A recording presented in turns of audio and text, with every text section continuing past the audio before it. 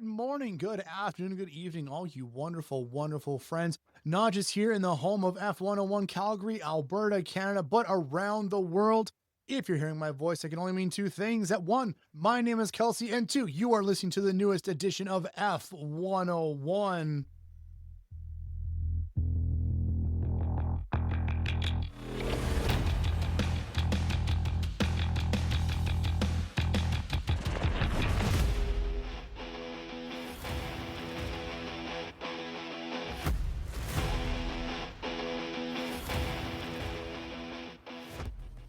And as always, we're going to start this episode off with the hot topics. This is everything you need to know in the world of F1. Well, it is official. I called it last weekend, and they finally made it true. Yuki Tsunoda will not be in the lineup for the 2026 for Red Bull Racing. He will be officially the third driver in Red Bull Racing. Now, normally when it comes to your third driver, it's a rookie. So you have to put him in here and there to get some practice time, to get some feel for the car, for hopefully his next seat in the development of his racing career. But for Yuki Tsunoda, being a former F1 driver now, it's going to be more development around the car. It's not going to be nearly as many times as you need to for a rookie, just because he has done this before. We knew it was coming.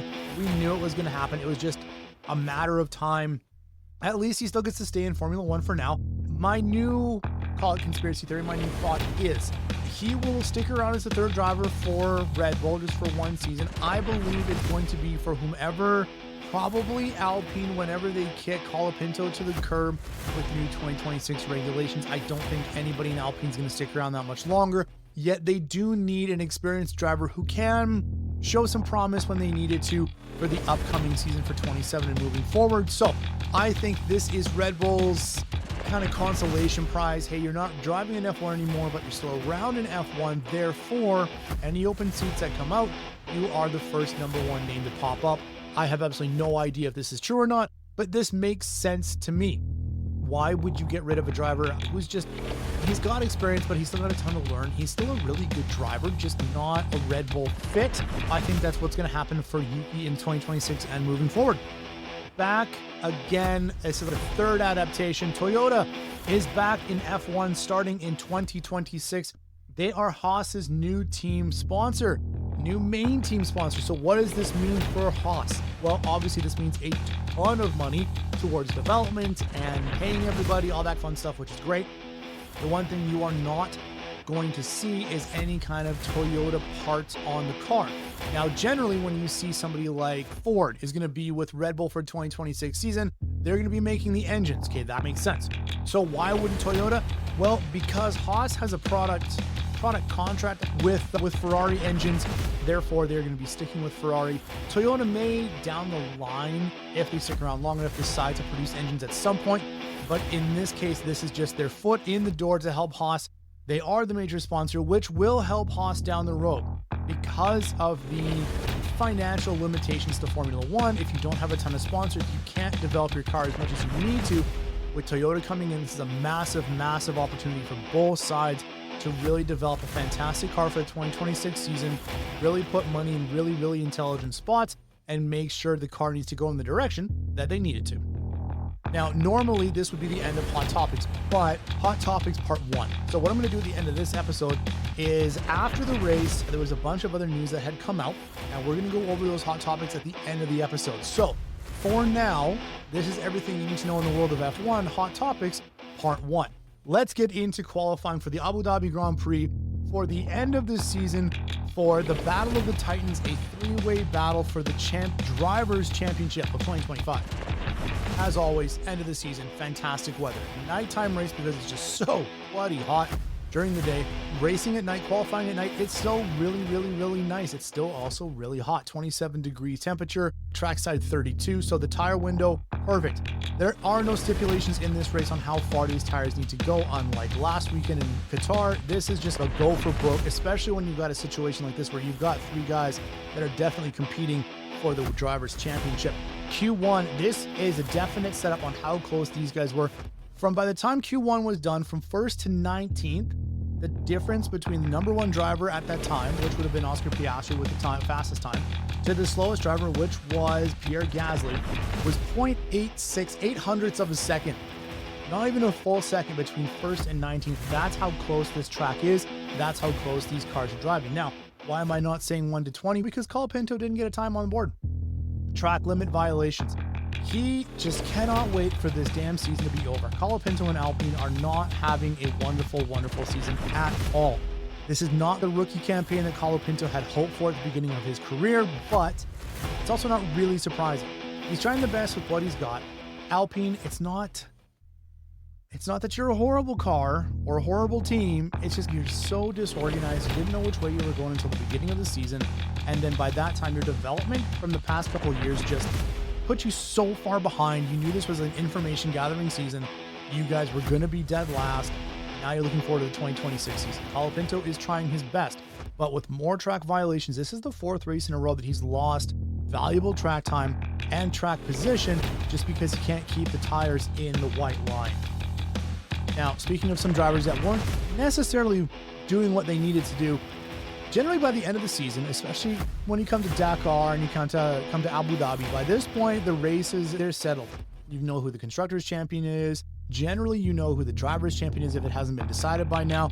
But because we're in such a situation with the 3 main guys not quite knowing who's going to be champion yet, and the mid-grade for the Constructors' Championship and Drivers' Championship being so close, you saw a little bit more conservative driving than you normally would. Now, there's some teams like Kixalba, Alpine, Williams to a certain extent. Now, they're still trying their damnedest to do their best, so they're pushing the limit a little bit more. But teams like Aston Martin, Ferrari, Mercedes, McLaren, Red Bull, Carlos Sainz in Williams, it's not that they weren't trying. It's not that they weren't trying, but you could kind of see we don't want to take a risk in Q1 if we don't have to. If we're near the bottom of the board and we're going to get kicked out, then yes, but we're going to do it in a very intelligent way. You saw a lot of not teams helping themselves, but other teams helping other teams. It was the drivers showing mutual respect of, well, you gave me a slipstream for me to get into Q2. I'm going to try to help you out mutually, that we can both kind of continue on. You saw that sportsmanship in the first set of qualifying this year, and it was really nice to see. It did help some drivers get through.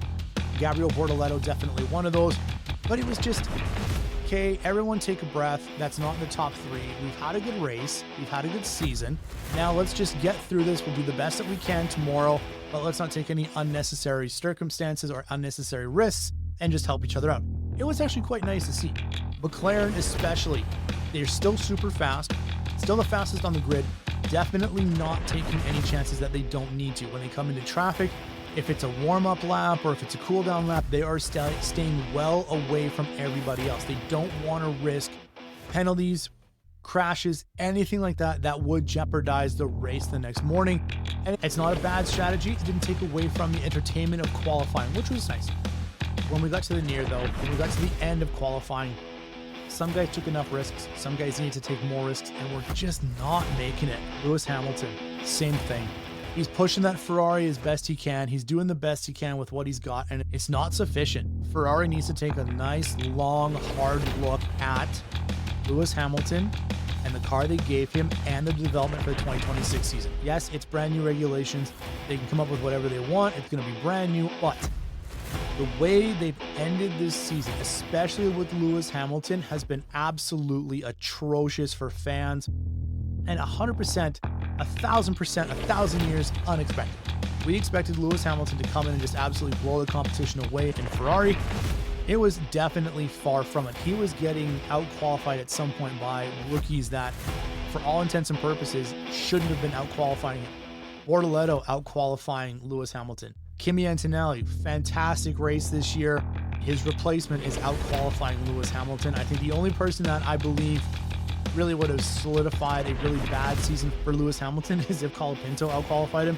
He hasn't come close, but there were some instances where you took a deep breath going, oh, this could be very, very interesting for him. Lewis Hamilton out in Q1 again this year, again this race. Bortoleto out-qualified him.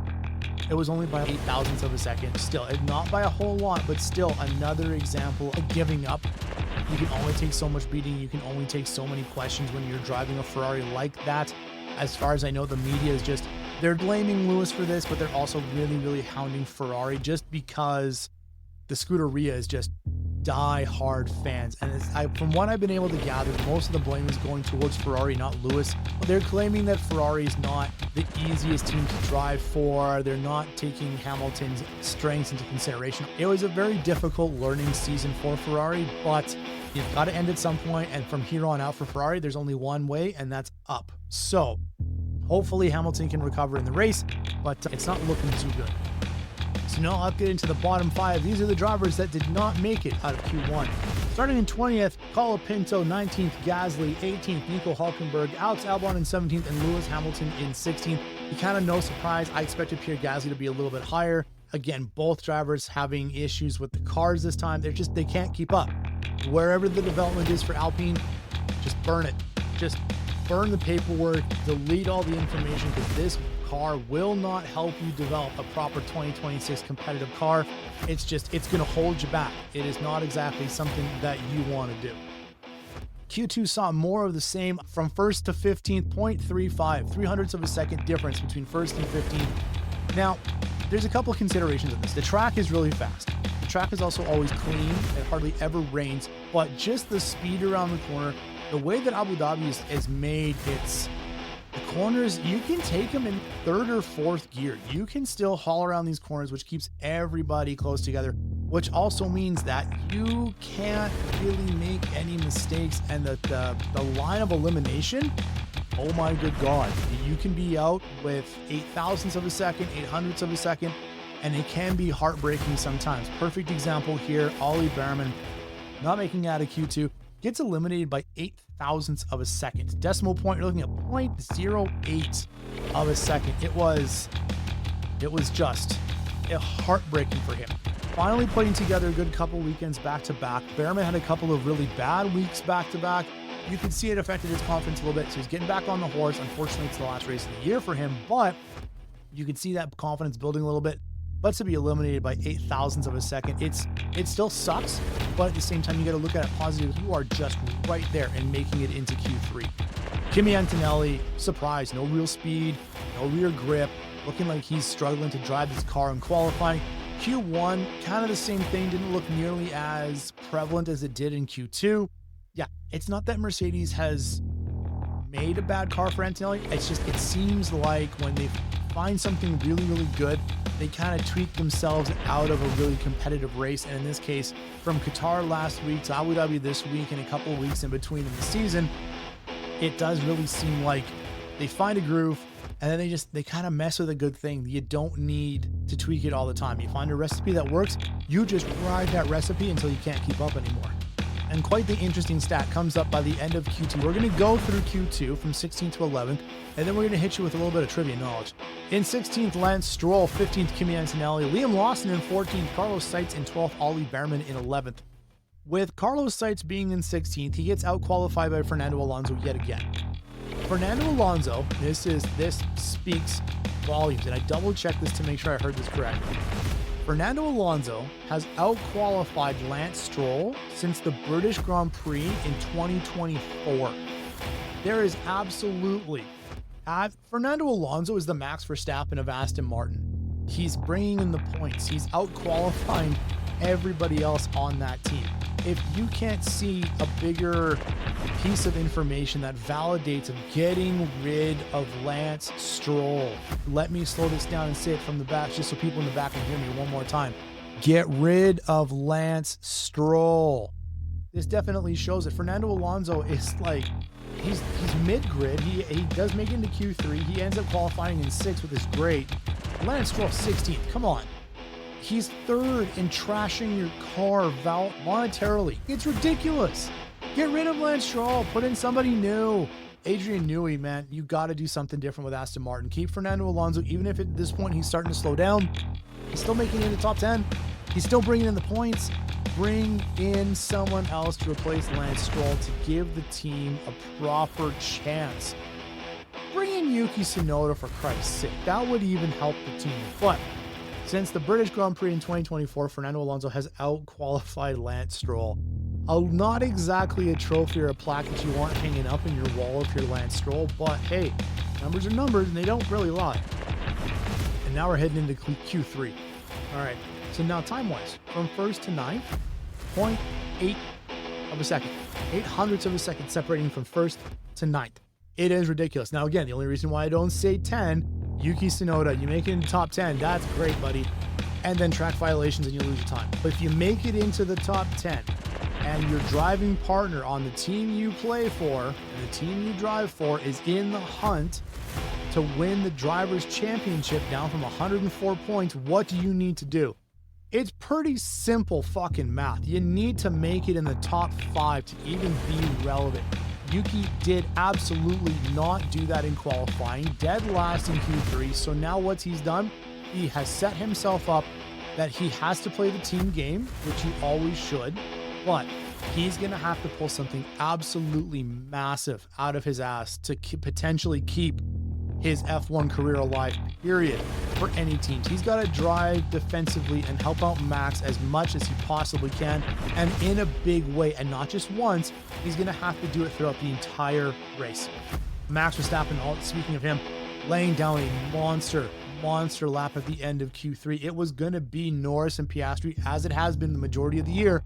McLaren 1-2, but Max out of nowhere. The car is absolutely tuned. Max is hunting down. All of a sudden, he's got pole position. And it was by 0.04 of a second, just demolishing the track time, setting himself up in a really, really good position. Now, let's review what do we need to happen if Max Verstappen is to become the championship or to win the championship. If Max wins, Piastri has to be second or lower. Lando Norris cannot hit the podium at all, period. If Norris makes it to the podium, whether he wins second or third, doesn't matter. If Norris is on the podium, he will win the championship. Oscar Piastri needs to place first. Max Verstappen needs to be third or less, and Norris needs to be like sixth. So Piastri, good luck with that.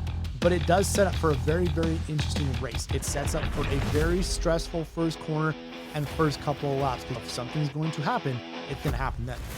So let's see how the rest of the top 10 in Q3 shakes out. Starting in 10th, Yuki Tsunoda in 10th, Isaac Hadjar in 9th, Esteban Ocon in 8th, Bortoleto in 7th, Fernando Alonso in 6th, Leclerc in 5th, Russell in 4th, Piastri in 3rd, Norris in 2nd, and Max Verstappen in 1st.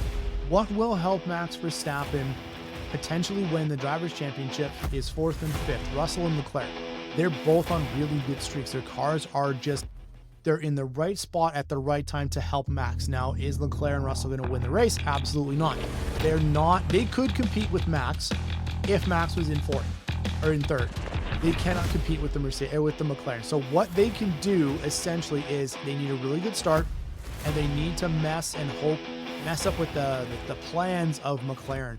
Make them split pit stops, make them question, make them go wide, get in their heads and just harass them as much as they possibly can, which will help Max not just win the race, but give him a better chance of sealing the Drivers' Championship. So now with all that being said, it is now officially time. We're talking round 24, the last race of the 2025 season in Abu Dhabi. We are talking 58 laps, 16 turns, distance 5.28 kilometers per lap, and it's going to be an exciting race. 5 lights out and away we go. Clean start from everybody. Absolutely 100, which was very, very important to everybody. The only thing is that Lando, again, having another shitty start. His starts have not exactly been amazing. They're not bad, but they need to be a little bit more consistent in 2026. Oscar Piastri ends up passing Lando. It was a clean pass. Piastri was just on point like a rocket ship. Now, with Lando being passed right off the bat, it's a long race.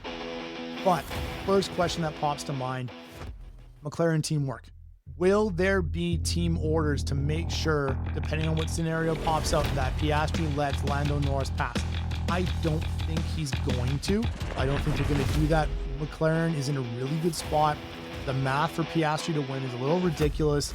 The math for Verstappen to win is very specific. I think in this case, if it was a much harder situation, if they were tied, then yes, maybe there would have been a little bit of team orders going. You have to do this, you have to do that. But because Lando essentially just needs to place in the top 3, Lando can do that by himself. There doesn't need to be any kind of team orders. They don't need to swap. He's going to win no matter what. Now, if he places second, he'll win by 1 point. He places third, he'll win by 2 points. No matter where he is, as long as he's in the top 3, he's going to be good. right off the bat, you were going to see what kind of race this was. It was either going to be really good for everybody, or it's going to be a little painful. Liam Lawson right off the bat, 5-second penalty for driving erratically. Now, what defines erratically in a motorsport? Old school rules used to be you can defend against somebody as long as it was safe. Now, you can't swerve to make sure no one can pass you, but you can kind of block the road a little bit in a safe manner. Nowadays, because no one really knows where the stewards are going to give penalties. Best way to describe this, Liam Lawson defends left, defends right, defends one more time. Now, that's where he gets the penalty for driving erratically. You can only defend twice, apparently, on a straight stretch. I didn't see anything really dangerous about it. I think it could have been a fine opposed to a 5-second penalty. I think it's just a little harsh for that. I know it's the final race. I know you want to keep it as clean as possible. Specifically and more encouragably, the stewards don't want a 2021 decision on their hands again. Something super controversial that brings out a potential red flag, safety car, virtual safety car, anything like that. But there also comes a time where, okay, guys, take a breath. It's not that bad. It wasn't that erratic. He just tried to defend one extra time. Yeah, Red Bull Racing Bulls, they're doing their best, but they're not helping Max at all. Specific example, around the halfway mark of the race, a little less than that. Everybody's pit stops are done. You're going to the end of the race now. Yuki Tsunoda is ahead of Lando Norris. What does Yuki Tsunoda need to do? He needed to flash back a couple years. He needed to pay attention and watch Checo Perez's defense of Lewis Hamilton and take notes and rewatch it and be in the shoes of Checo as much as he possibly could, because this was going to be his team moment of holding up Lando Norris for at least a half a lap, maybe a lap. He would have been spectacular if it could have been 2 laps, because then time would have ran out how fast Lando had to come back up the grid. You lose about 21 seconds for a pit stop. So Lando lost about 5 or 6 spots just because everyone's so freaking close time-wise. So he needed to climb fast. So he's passing Lawson, he's passing the people he needs to, and he's coming up to Yuki Tsunoda. Yuki, this is your moment. The spotlight is on you. What are you going to do? You are absolutely going to fuck this up. 100%. You put an exclamation mark on your career in Red Bull as the guy who can't do shit.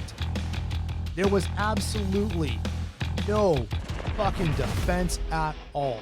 It was embarrassing that you needed to help out your teammate and you literally could do nothing. Yes, you were on older tires. Okay, that's a little bit of a disadvantage. Lando Norris is in a McLaren, it's fast. He's on new tires. Okay, but you need to have the defensive capability to hold him back. And on top of that, the way that he got robbed on this one. Yuki Tsunoda, when he's trying to defend, he got a 5-second penalty for changing direction. He's defending Lando Norris. Now, Lando ends up passing and gaining the spot essentially off track. The reason why Lando didn't get a 5-second penalty is because Yuki Tsunoda essentially pushed him off the track to try and guard him from passing. Now, I understand the Lando point of view. He pushed you off. You've got superior speed. You don't want to crash into him or hit the wall. So what do? You just pedal down, pass him. That makes perfect sense. But for Yuki Tsunoda to get a 5-second penalty on top of that horrendous, embarrassing team defense, I think is a little much. Now, obviously, this is coming from a person who has never driven a Formula One car. I've never done anything like that before. But as a fan and as someone who's watched enough Formula One to see and appreciate really good defense or even a good effort, Lance Stroll is perfect for that. He'll do a half a lap effort, the best he can do. And I can't believe I'm giving Lance Stroll credit for this, but he does his best with what he's got. Yuki Tsunoda has a much superior car to Lance Stroll. He knows what he needs to do. This is not exactly it's going to be a surprise. They talked about this in the pre-race briefing, weeks coming up to it, over the break, travel time from Qatar to Abu Dhabi. They knew this was going to be in the plan. And it's you study, you watch TV, you forget everything, and you absolutely just shit the bed because Yuki Tsunoda, 100%, you absolutely shit the bed. And Max has been substantially nicer to him with the explanation than I think most Red Bull fans, myself including, Now he's saying he's tried his best. Congratulations to the team. It was going to be a big step to try to come back from the 104. We almost did it. I'm still super proud. All that stuff. But if Yuki Tsunoda could have properly held up at least for another half a lap or a full lap, could have held up Lando Norris or even backed him up enough where another car got into play, that Max would have kept his spot and he would have won the championship. Now, I don't want to blame Yuki for Max not winning, but when you do the math, when you add it up, the performance from everybody, team effort, individual effort, McLaren had a better team. Yuki needed to show up. If there was any day that Yuki needed to show up, it needed to be today. It needed to be this race. It needed to be for 2 fucking laps with Lando Norris behind him. And he couldn't even hold him back for less than a half a lap. He passed him like there was absolutely no issue. Yuki's defense needs to improve substantially for him to have any kind of career in Formula One at all. Now, if he would have held him up for a lap, would it have even helped?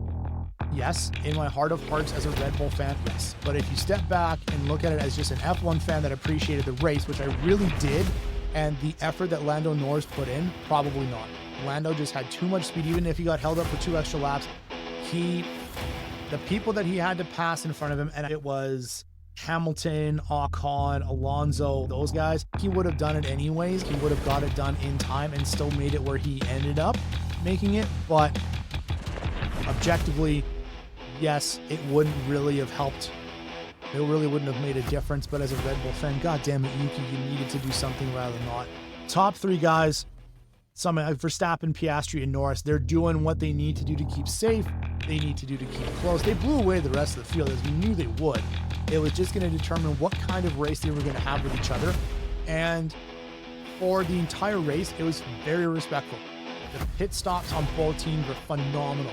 The pit crew showed up in spades. Cannot knock any of those guys. There was no slow pit stop. There was no issues. They were just in and out. It was fantastic.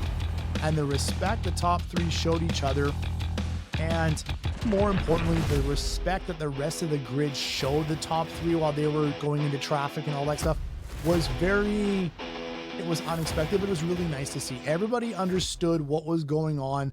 They needed to race their own races, but they also didn't need to get in, or shouldn't have gotten in the way of the championship race. It was nice to see the sportsmanship. It was nice to see that no driver was going to be rogue and I'm going to show you what I can do and all this kind of bullshit. It was a nice respect from the rest of the teams, and it ended up being a very successful race. It just didn't really turn out the way that us Red Bull fans really wanted to. So I think it was a 19-second lead by the end of the race. Max Verstappen ends up winning the last race of the 2025 season, which is fantastic. He ends up winning Abu Dhabi. It's his 8th race win of the year. Not as dominant as he would have hoped, but still a really, really good way to finish. Where does the rest of them stack up? We're going to get right into it. We're going to go from the 10th to the 1st. So here it is. Lance Stroll in 10th, Ollie Behrman in 9th, Hamilton in 7th, Hamilton in 8th, Esteban Ocon in 7th, Fernando Alonso in 6th. Not only did he out-qualify Lance Stroll, he also outscored Lance Stroll as well. George Russell in 5th, Leclerc in 4th, Norris in 3rd, Oscar Piastri in 2nd, Max Verstappen in 1st, which means the Drivers' Championship officially goes by 2 points. Lando Norris is the 2025 Drivers' Championship of F1. It is his very first championship in 7 years. He's been in Formula One for 7 years, and this is his very first championship. Congratulations, Lando Norris. Congratulations, McLaren. A clean sweep of both constructors and drivers' championships. As much as I've made fun of Fernando Alonso, we never make fun of Fernando Alonso. As much fun as I've made of Lando Norris and sometimes his whining capabilities and oh, woe is me, not quite as bad as George Russell in my opinion, but still a couple of woe me moments. He had a phenomenal season. He showed the power of the McLaren vehicle. He had a lot of ups. He also had a few downs, but the more important from him is showing the recovery from not having some good weeks. He had the championship lead. He lost the championship lead for 15 races. For 15 weeks, he was not in the lead, and it was looking like he was not going to be the champion that everybody thought he was going to be this year. Everybody thought it was going to be his year. But as all champions do, it's not how well you start, but it's how well you finish. Lando Norris, he just kept plugging at it. He kept getting better and better, gaining his confidence every race, every podium, every point. And here we are at the end of the 2025 season with Lando Norris. Very, very much deserved. His mom was in attendance. It was really good. It was a really great race. It was nice to see a good ending. And it doesn't hurt for me to say that a non-Red Bull driver won. Would I have liked to see Max Verstappen come back from a 104-point deficit and set another F1 record? Absolutely. But Max has got 4. Lando didn't have any before the end of this weekend. So you want to see other people win. It keeps things interesting. It keeps things friendly. Congratulations, Lando Norris. Congratulations, McLaren, on a dominant 2025 year. With that being said, let's get to the end of the Drivers' Championship. These are the official final points of the 2025 season. In 10th, Fernando Alonso with 56 points. In 9th is Carlos Sainz with 64. Alex Albon finished in 8th with 73 points. Kimi Antonelli in 7th with 150 points. Lewis Hamilton in 6th with 156 points. Leclerc in 5th with 242 points. Matt, you can just definitely see how that season went in Ferrari. A massive points difference, almost a full 100 points between the two drivers. Hopefully, and fingers crossed for Lewis Hamilton and the Scuderia and everybody in Ferrari, but I really hope Lewis Hamilton has a much more successful season in 2026 than he did in 2025. George Russell in 4th with 319 points. Oscar Piastri in 3rd with 410 points. Max Verstappen finishes in 2nd with 421 points. And Lando Norris, the Driver Championship of 2025, finishes with 423 points. So close. Constructors Championships, this is massive for these teams for the points. It was super tight from 6th until 9th. Let's get right into it. Alpine holding up the basement in 10th with 22 points. Kick Sauber, the last year that I will say Kick Sauber and the last year that Sauber will be in F1 for this foreseeable future, in 9th with 70 points. Haas in 8th with 79 points. Aston Martin secures 7th with 89 points. Racing Bulls secures 6th with 92 points. Williams top 5, really great season, secures 5th with 137 points. Ferrari in 4th with 398 points. Red Bull in 3rd with 451 points. Mercedes in 2nd, 469 points. And obviously McLaren winning the Constructors' Championship with a final total of 883 points. Rookie standings look like this. Kimi Antonelli finishes 1st with 150 points. Isaac Hadjar's in 2nd with 51 points. Ollie Behrman in 3rd with 41 points. Gabriel Bortoleto in 4th with 19 points. And good old Jack Doohan and Colapinto fighting for 5th and 6th, dead last still with 0 points. Another piece of history. The last person, until further notice, in the history of F1 to push the DRS button in Abu Dhabi is Kimi Antonelli. So no matter where he finishes, he's always going to be in the history books as the last person that presses the DRS button, because we do not have DRS in the 2026 season. And folks, as of now, that is the last race breakdown of the 2025 season. I have had an absolute blast reporting to you guys on every single race, on every single continent, and it was a lot of fun. It really was. And as always, I'm very thankful for everybody that tuned in. What's going to be for the rest of the year? We got a couple weeks, we got a couple of months off until the 2026 season starts. What's going to happen from here on out? We do still have the year-end review breakdown. This is where I go through all 10 teams, tell you where they ended up, their points, their drivers, how the team did in my opinion, and what I think they need to do coming into the 2026 season. Speaking of 2026 season, we're going to be going through, it's going to be an entire episode dedicated to the new rules, regulations, and cars of the 2026. I want to make sure everybody's up to date as much as we possibly can be for what's about to happen. And at the end of it, as well as it comes out, we already have some dates that have been revealed, but we're not going to quite get into it yet. The 2026 brand new car reveal, the one I am most excited for. I want to see what Cadillac looks like. It looks to be that Cadillac will be revealing their drivers, their new car, and their paint scheme sometime in February. Now, viewer discretion is advised, and a little bit of, if you haven't done this before, when you get the car reveals, 9.5 times out of 10, it's not actually the car you're going to see in practice or in the actual racing season. It is more of the new color schemes, Sometimes they replace, sometimes they'll introduce new things like side pods, small details here and there that they don't really care if it gets revealed, but you're not going to see a brand new front to back team car. Cadillac will be the most interesting to see because I think they're the first ones to come out. So we're going to see some of the new regulations, some of the new shapes that they have to deal with, but it'll just nice to see a Cadillac logo on a car. And as always, 100%, I will keep you updated on any silly season news that may happen.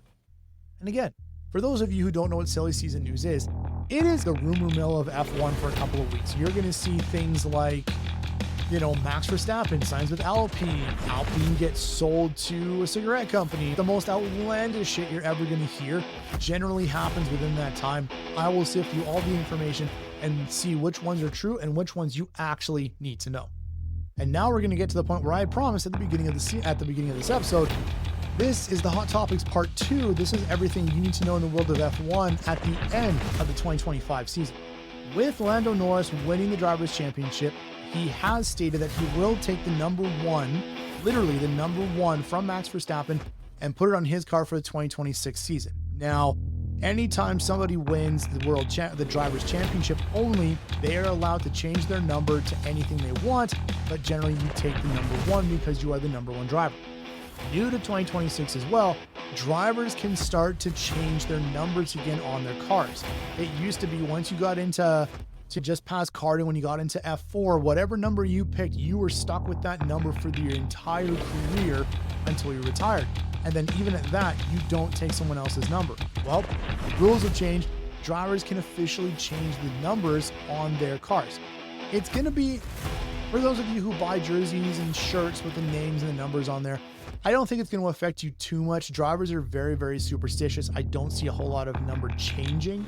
I can see some drivers, if they were stuck with a number because there was an old retired driver and you couldn't take his number, I can see that changing a little bit.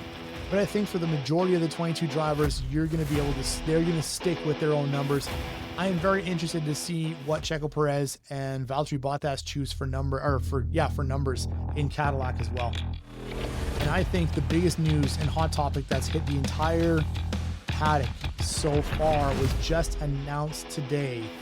Helmut Marko is leaving Red Bull. Now, who is Dr. Helmut Marko? He was the most senior, essentially, advisor to Red Bull. Now, he was the one that he's the one that likes to stir up shit at Red Bull, in my opinion. his opinions and everything, whether it makes sense or not. He has way too much control now. Things like contract times, contract amounts. He was in there when it was maybe Max is leaving, maybe Max is not leaving, back and forth. He was definitely at odds with Christian Horner at Red Bull, in my opinion, and so many other things. In my opinion, this is the best thing that Red Bull could have done. Helmut Marko is a cancer in that team from an outside perspective. Anytime you hear any kind of drama or comments that really don't need to be said, that's just kind of mixing the pot, just causing drama, is Helmut Marko. He needed to go a long time ago, in my opinion. He should have been let go by Red Bull a few years ago. It's happened now. He's officially done. Now, it's not saying that it was the end of his contract. They're just saying he'll no longer be with Red Bull. Of course, Red Bull put out a statement going, "Thank you, Marko, for all of your work," and yada, yada, yada. We couldn't have done all this without you. But I think moving forward, Red Bull is going to be a drastically different beast moving 2026 and on. I think it's going to be a much healthier attitude in Red Bull. I think you're going to see the same dominating performance. But I also think at the same time, with Isaac Hadjar coming in, they knew they needed to make some changes, that you can't go through rookies, you go through socks, you go through underwear. You have to be able to nurse the rookies into the proper area where you need them to be in a team. You need them to grow, you need them to feel comfortable.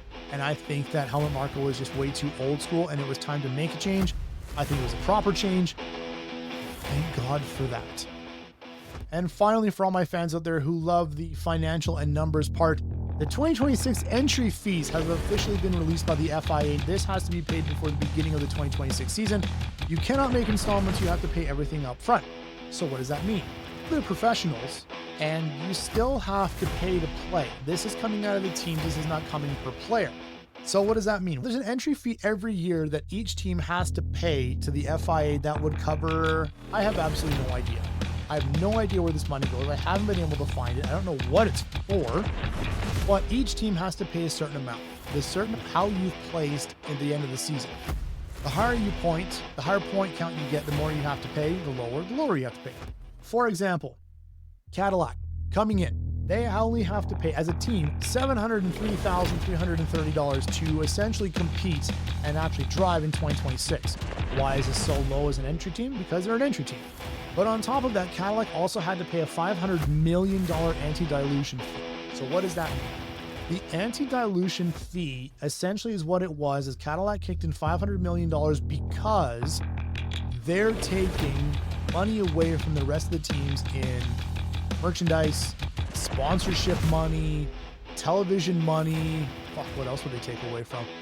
Essentially any kind of profit each team would make, because you're adding another team, you're taking away from other teams. So they had to pay a $500 million fine, or they had to kick in $500 million into the pot. And that was the math that the FIA did, and that all teams approved, that's how much would be kind of taken away from the entire FIA by adding, and to the teams by adding another driver. Fees for Pirelli, paying the stewards, all that kind of stuff. It's kind of like their fair share to pop in. So what's the flat math? If you're entering the team, each team, no matter what, has to pay $680,000 just to compete.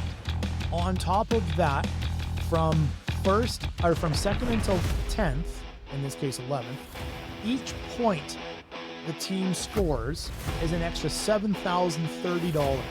Think about it. Mercedes got 469 points. You're going to do the math. It's $7,030 times 469, plus your $680,000 entry fee. For 2026, for Mercedes to even show up to play, they've got to pay just a little over $4 million to show up, which is, for a team that can get points, that has massive sponsorships, that's totally doable. Now, Alpine only has to pay $857,000 in change. That's already including the 160 entry fee. A team like Alpine, who doesn't win a whole lot, who doesn't bring in a whole lot of points, that's going to be devastating to their bottom line when it comes to aerodynamic evolution and paying people and keeping things. It definitely pays to win. The more points you get, the more money you got to pay. This is going to take a little bit, but we're going to go through the top 11. We're going to go through the 11 teams and how much each team has to pay just to play in 2026. Cadillac is the lowest with $703,000. Then Alpine is $857,994. All of a sudden, you're going to go right up to Audi. No longer kick Salva, but Audi right off the bat has to pay $1.195 million to play. Haas is up there with $1.258 million. Aston Martin is $1.329 million. Racing Bulls is $1.35 million. Williams. Now, if you're superstitious and you're a Williams fan, this is going to suck. Williams has to pay $1,666,463. If you are superstitious, I'm not keeping Williams in the top 5 anymore. Ferrari's got to pay just a little over $3.5 million. Red Bull's got to pay $3.8 million. Mercedes is $4 million and change. McLaren. When you're the champion, all of a sudden points cost even more. Now, why does this make sense? I have absolutely no idea. Instead of paying $7,000 per point, Mercedes is happy they didn't win this time. McLaren has to pay $8,439 per point. $8,400 per point times 833 points. McLaren has to pay $7,732,579 just to play. Just to show up, just to be recognized in the FIA in F1 for the 2026 season. How much money does the FIA and F1 make? This is absolutely ridiculous. Now, some of the teams have already asked for, Cadillac being one of them, and they were very, very adamant to this. They're asking for the books, going, where is this money going? And the director of the FIA, Ben Salam, hasn't given them the books. He will not tell them where all this money goes. Like, it makes sense to a certain extent that you have to cover some costs. Okay, so how do you get that? You charge the teams $8,000 a point, $7,000 a point, millions of dollars just to play, and you don't know where this money goes. George Russell for the Players Association or Drivers Association asked the same thing. Where does all this money go? If we get hurt, do we get to dip into this fund a little bit? What happens? There's absolutely no press release on where this money goes. So it'll be very interesting in 2026 to see if they actually, and this was an ongoing effort to get these numbers released in 2025. It hit the back burner quite quickly just because the FIA wants to kind of push us to the back and get this sorted out themselves. But it'll be very interesting if we see these numbers and this issue come up once again in the 2026 season. And folks, that is officially everything you need to know in the world of F1 with the Hot Topics Part 2. That's it. That's the end of the episode, folks. Thank you very much for tuning in again for the 24th time this season. If it wasn't for you guys, I wouldn't have nearly as much fun with this. So keep your ear to the radio. Keep an eye out for all new episodes of F101 as we cover everything you need to know in the off season in the world of F1. And as always, remember, keep that engine revving and those tires spinning. We'll talk to you again next time.